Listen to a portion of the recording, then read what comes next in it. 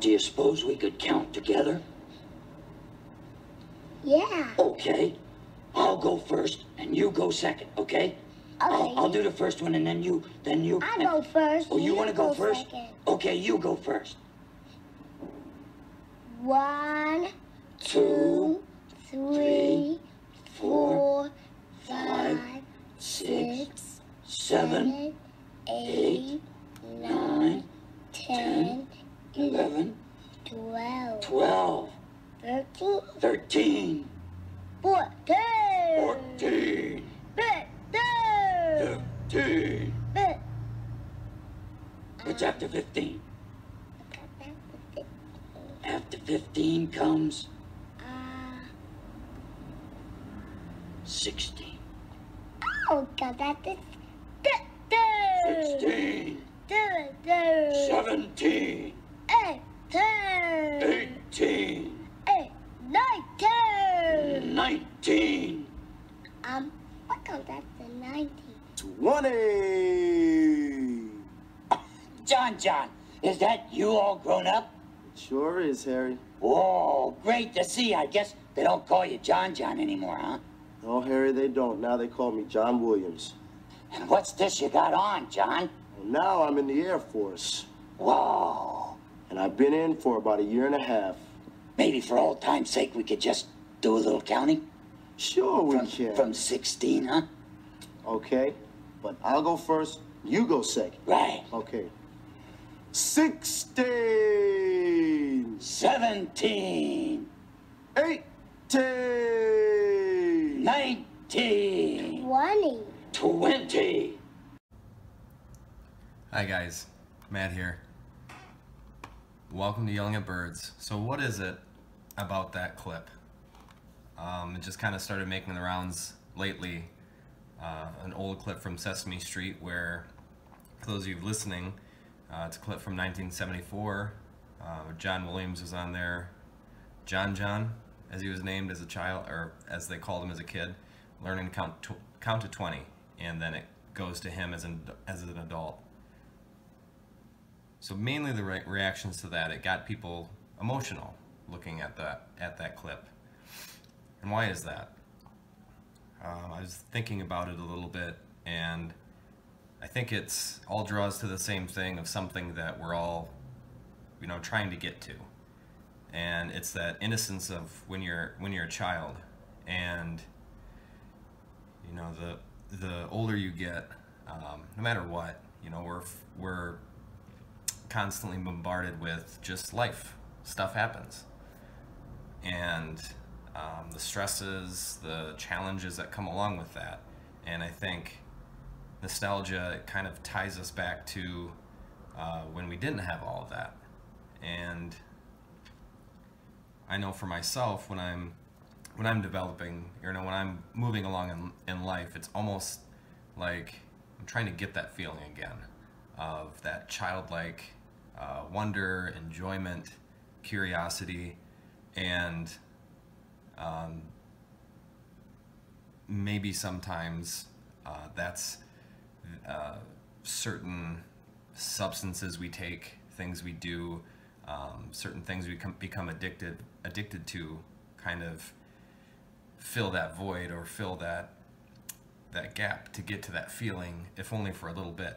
And we get a little bit of that kind of carefree, happy feeling, and we want more of it. And I know for myself, in my drinking, a lot of that had to do with maybe allowing myself to be a little too cynical about life and current conditions, and wanting to just forget about that and not be stressed out. And obviously that kind of can easily lead you down a path to where all of those things that are stressing you out just compound on top of each other. And a clip like that is, it's wholesome, it's heartwarming, and it made a lot of people emotional. And I get it. It made me emotional when I saw it. When you see John go to John Williams, and then back to a child. We're always kind of interested in seeing people as children or what they look like as children. And, you know, we like to stare at pictures of ourselves from our childhood, and it brings us back, and it can be an emotional thing for a lot of people. But getting back to it, I kind of think that a reason for that feeling is just because that creating that happiness, that free feeling in life is, you know, something that we see in children that haven't been touched with the adult stresses. You know, before you're told that you need to do X, Y, and Z, you need to, you know, make a living, you need to have a home, take care of yourself, all of that, and kind of brings us back to that time when we didn't have to worry about all of that, about, you know, continuing education, your job, paying the bills, everything that comes along with kind of life in society as it is right now. And it's also not, I mean, it's cute. It's super cute to look at that kind of stuff. So that brought me, so I'm also on Patreon, and a recent post that I scheduled was from an article I wrote a while ago on a website, and it got me thinking about personal development. Ooh, also, side note, this is very, I'm not like an expert by any means on really anything, but it meant kind of thinking about reaching a childlike state kind of makes me think of Nietzsche and the Superman, and like that's like level 3. You know, you go out into the wilderness, you fight. I'm gonna get torn apart because this is all wrong, but you go out into the wilderness and you fight the lion, and that lion, I think, is the structure, maybe society's dogmas and the structure of society that was created by other people, and you have to fight through that and create your own morals, your own way of living. And when you get through that phase, you can reach this phase of kind of childlike wonder, where it's just, life is just pure creation, and you're just creating life as you go along, because you've because you've done the work of looking at at societal expectations, how morals in current society is set up, and you've challenged yourself to see those things that you've maybe taken to believe, and maybe done away with what doesn't work for you and accepted what does.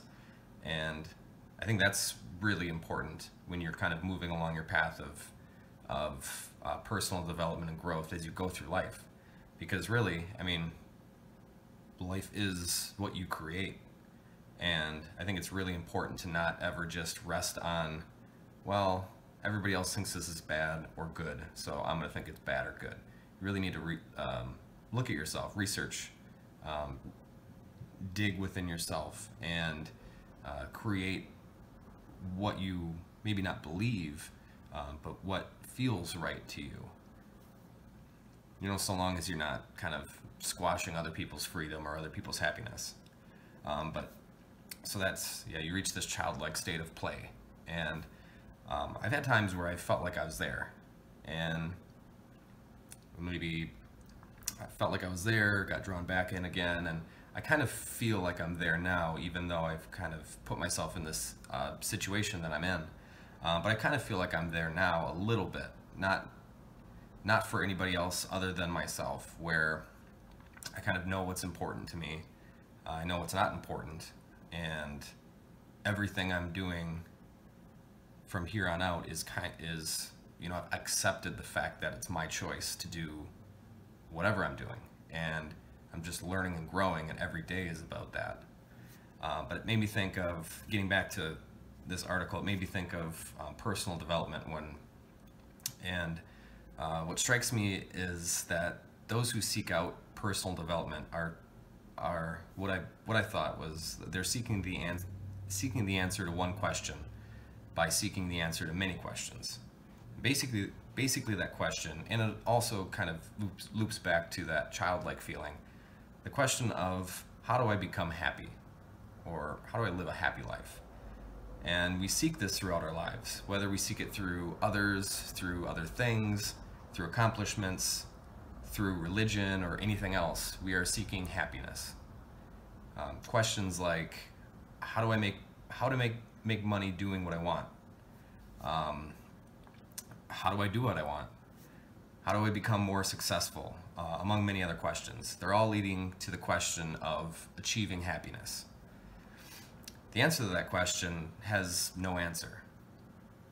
Sure, there are many general activities that are broadly accepted as happiness boosting activities, like working out, showing compassion, meditation, being generous, and giving, which all help boost happiness.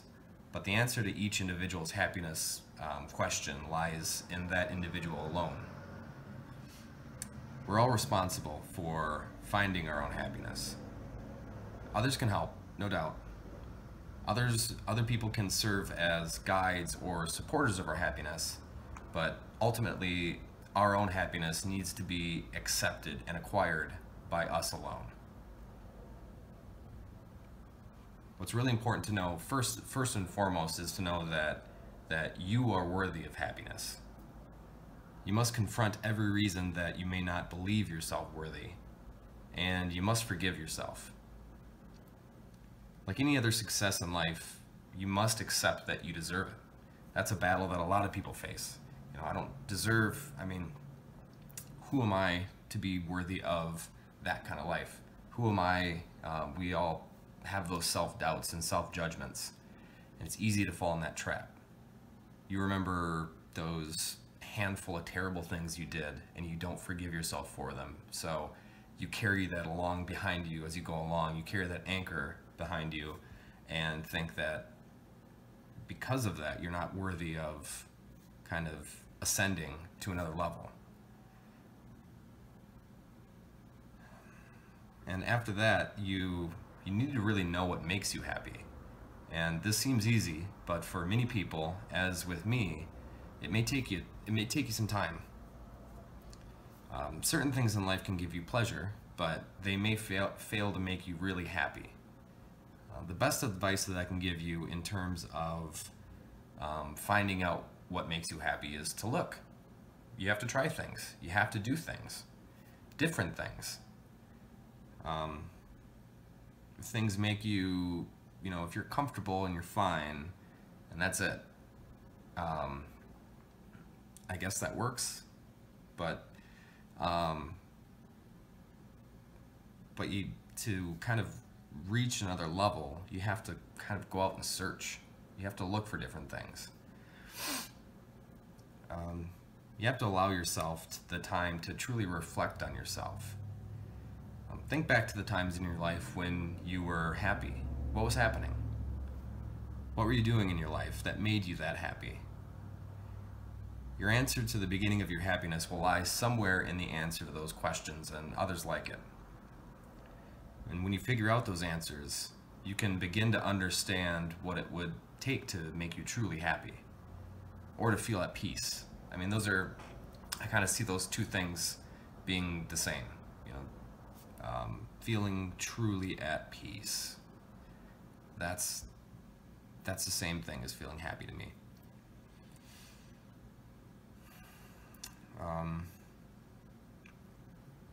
It'll be different for everybody, different for everyone. I can't tell you what to do to make you happy, I can't tell you, better yet, I can't tell you what would make you happy.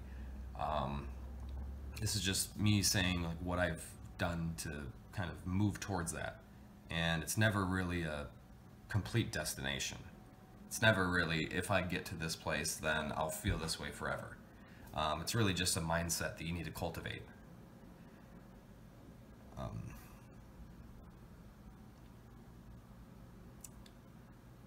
And it's important to know your happiness is personalized to only you. For you're the only person living your life. And it can only come from inside.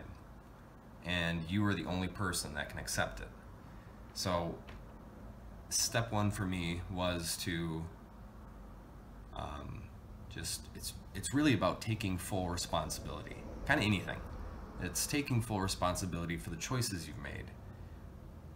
Now, some people have been given more difficult choices to make than others, and a more difficult path to walk than other people. It's true. But ultimately, no matter where you're starting from or where you get knocked back to or what happens to you throughout your entire life, you're the only person that can kind of make that choice to move forward and move on from it.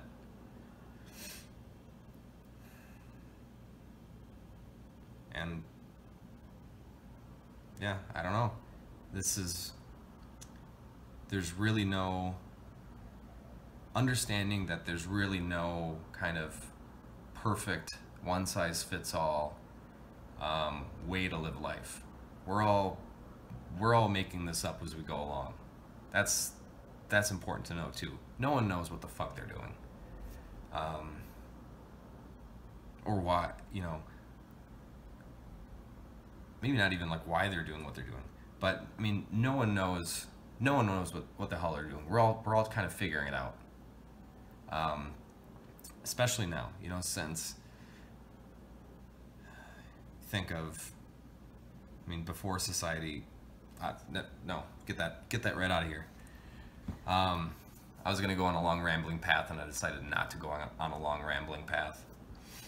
But that was it. I just wanted to make a video. Oh, happy Thanksgiving, everybody. Hopefully, those of you that celebrate with family had a chance to do so. And those of you that didn't get a chance to celebrate with your family, I hope that you had somebody that you could reach out to, or somebody that made you feel welcome over the weekend. That was about all I wanted to do. I just wanted to talk about that Sesame Street clip, because I love it. It was really sweet to look at that. And yeah, I think that's all I got. I could sit here and babble for a little bit and swing around in my chair like this, but I say I'm not going to, but I'm probably going to. I appreciate it. If you, what are some things that you've learned about yourself? Have you kind of thought about what it would take to make you happy, make you feel at peace? Or what does happiness even mean to you? If you could, I would really appreciate reaching out to me, either commenting on this video, send me a message, Yelling at Birds podcast on my Facebook page, find me on YouTube, comment there, whatever it is. Let me know what makes you happy, and if you have it or not. And if you don't have it, what are you doing to move forward and find that happiness for yourself? Step 1. I just lost it. I don't know what step 1 is. Figuring it out. That's all I have. I'm gonna have to sign off because I am just kind of gonna keep on rambling here. So thank you very much for being here. I appreciate your attention. I appreciate you listening to me, looking at me. I see you there. And I do have, if you'd like to, kind of playing with different equipment and working out a better schedule for myself, kind of carving out more time when I can do this. If you want, I also have, I've started a Patreon page. I will put the link below on this video. And I have, basically, I'm just sharing all these videos. I have my tier 1 is $1 or more a month for just videos. Tiers 2 and 3 just allow you more access, more control, more of a chance to collaborate with me and communicate with me one-to-one. But what I would raise from that page would just allow me to kind of get better equipment, better programs, so I can kind of keep on notching up and keep on, and maybe allow me to devote more time to this and other projects that I'm doing. Otherwise, on Patreon, I have, other than the videos, I have old website posts, articles I've written, essays that I've written, things like that. And tier 1 $1 a month, you get access to everything. So thank you very much. I hope you have a great weekend, and holiday season is here. We'll talk soon.